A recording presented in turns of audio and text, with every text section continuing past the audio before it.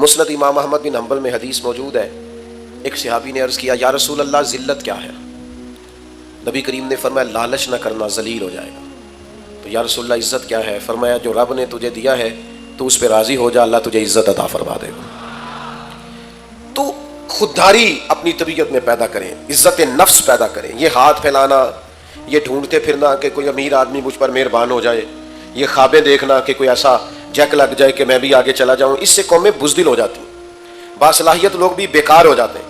خود محنت کریں۔ اقبال کہتے ہیں اپنی دنیا آپ پیدا کر اگر زندوں میں ہے تو خود محنت کر۔ ایک کی تو پیشہ برا ہے دنیا میں، اور وہ ہے کسی کے آگے ہاتھ پھیلانا۔ باقی تو جو ریڑھی لگاتا ہے اور مزدوری کر کے کھاتا ہے وہ بڑا عظیم آدمی ہے۔ باقی جو مزدور کے ہاتھ ہیں وہ بڑے قیمتی ہیں۔ کبھی کسی کی طرف، پھر میں آپ کو بڑی ذمہ داری سے اور تجربے کے بعد بتاتا ہوں کہ آپ خوددار ہو جائیں، اللہ مدد بھی بڑی فرماتا ہے۔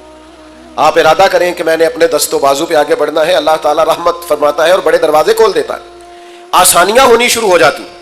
لیکن جیسے جیسے ہرس، ہوس، لالچ، طمع بڑھے گا، حالات خراب ہوں گے۔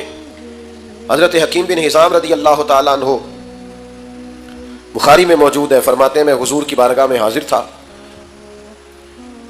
نبی کریم علیہ السلام بانٹ رہے تھے تو میں نے بھی دیکھا جو ان کو بانٹتے ہیں، تو میں نے بھی بڑھ کے شوق تھے، دستے عطا کے سامنے دستے طلب بڑھا دیا۔ تو میں نے بھی عرض کی حضور مجھے بھی دیجیے، تو محبوب نے ایک دفعہ بھی دیا، 2 دفعہ بھی دیا، 3 دفعہ بھی دیا، اور پھر ایک نصیحت بھی فرمائی، ایک تربیت بھی محبوب نے فرمائی۔ حضور فرمانے لگے حکیم یہ مال بڑا میٹھا ہوتا ہے، لیکن اگر قناعت کے ساتھ اسے لوگے نا، قناعت کے ساتھ، تو پھر یہ تمہارے لیے بہتر ہے۔ لیکن فرمایا اگر لالچ کے ساتھ لوگے نا، یہ حضور ہمیں سمجھا رہے ہیں، صحابی وسیلہ ہے اور ہمیں نصیحت ہو رہی۔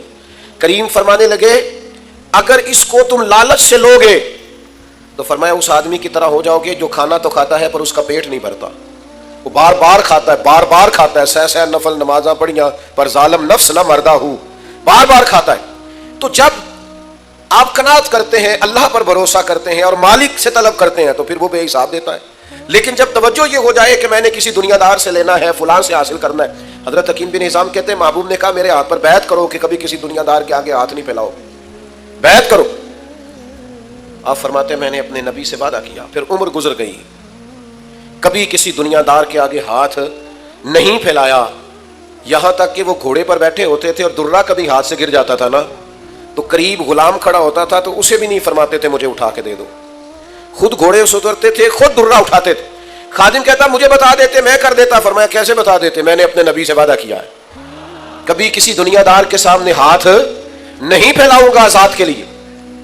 حضرت ابو بکر صدیق کے زمانے میں انہیں بلایا گیا اور کہا گیا یہ آپ حصہ لے لیں، تو انہوں نے کہا نا جی، یہ مال غنیمت میں سے بھی میرا حصہ کسی اور کو دے دیں، میں نے حضور سے وعدہ کیا ہے۔